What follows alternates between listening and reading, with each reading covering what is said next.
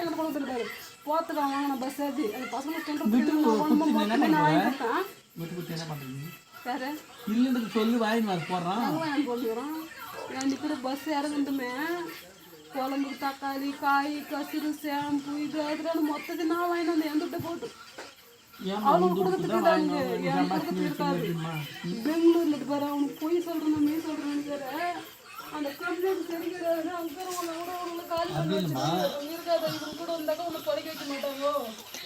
அவங்க அமுச்சு விட்டுட்டு போயிடணும் அவங்கதான் அவங்க ரூபாய் ஏற்கனவே உங்களுக்கு காலி பண்ணி வந்து உட்காந்துருந்தாங்க ஆம்பளை சரி அந்த நம்ம வீட்டில் இருக்க மாதிரி அதை பொருளுங்க சரி ஏக்கறான் ஒன்றும் தப்பு இல்லை குழம்பாது கம்னு போய் சொல்கிறேன் என்ன துணிக்காரன் 51,000 நெக்லஸ் வச்சு வாங்கிட்டு அப்புறம் எந்த நெக்லஸ் எங்கள் அம்மாவுக்கு போட்ட நெக்லஸ் திருப்பி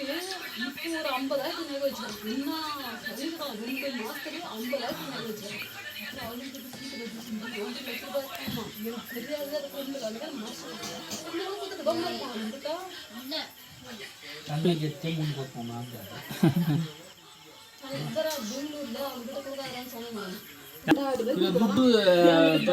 பர்சுலேருந்து 1000 ரூபாய் வாங்கிக்கலாம் திருப்பி கொடுக்குறேன்னு சொல்லிட்டு வாங்கிட்டு அப்போ எடுத்துக்கணும் ஒரு 100 ரூபாய் எடுத்துக்கணும் என் 100 ரூபாயை கொடு என் 100 ரூபாய் நேற்றுக்கு